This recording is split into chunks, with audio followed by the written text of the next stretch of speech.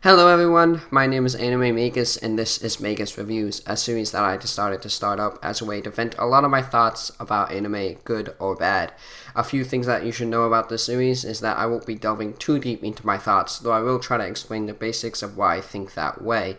Also, though there may be other anime reviewers out there that say the same thing I'm about to say, please keep in mind that they are my thoughts, meaning that in no way I'm just copying what other big anime reviewers say. Will I ever manage to put my thoughts into a beautifully constructed words that help get my point across in a short video?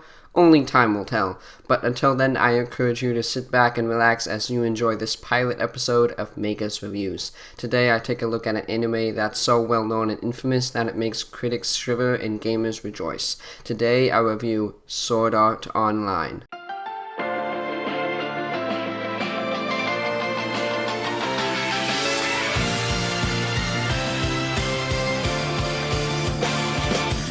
Now, originally, I was very biased towards this anime, it being the anime that started my fandom and obsession with anime in general, but as time wore on, I started experiencing shows like Fate Zero and Steins Gate.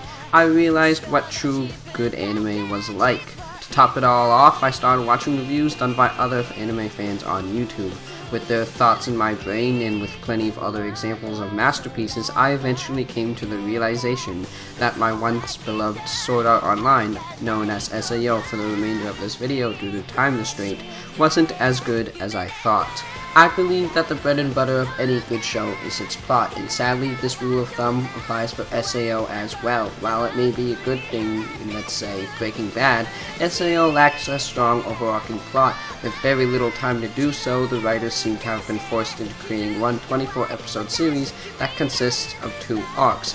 Following the horribly written light novels done by Reki Kawahara, it's not a surprise when the adaptation gets bad grades as well.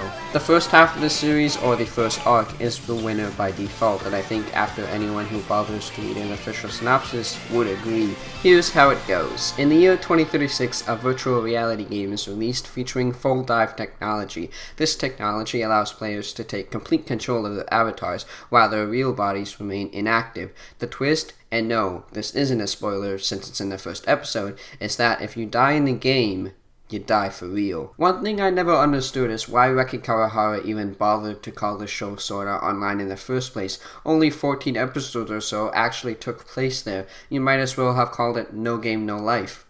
Oh wait. SAO very much feels like a history project done by a kid who waited until the last minute to actually work on it.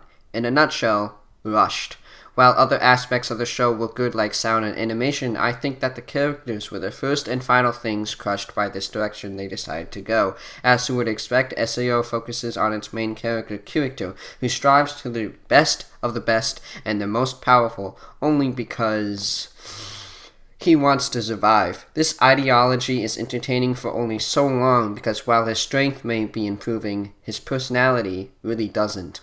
What's worse is that not only do we get a shitty lead character who improves only after the first half of Phantom Bullet, the second season of the show by the way, the rest of the cast is absolute bullshit as well. While some may argue that Asuna is the best waifu of the year, like many others, I have to disagree. The romantic love story between our 2 main protagonists just don't add up. Unless of course you want to take a love at first sight route, in which case I perfectly understand. Wink wink nudge nudge. But of course, thanks to the definition of tsundere provided by Google, we all know it couldn't be that. The characters and the plot are actually the only problems this show has, and though normally I would try to explain the other 14-some episodes that I left, I wrote, mostly because I try my hardest every day to forget about them, meaning to anybody who can take a hint that they aren't good, and that you don't actually need to traumatize yourself over and watch them. So with that uplifting thought, I leave you with the score I deem Sword Art Online to have from this point on, and that's a very low and depressing 4.5 out of 10. Don't get me wrong, SAO is filled with potential, I just don't think it'll ever get there. Well everyone, this concludes the first ever Magus review. I hoped you liked it, and if you did, comment below and let me know, or even hit that subscribe button to get my latest content. Until next time, L. Sai Kangu.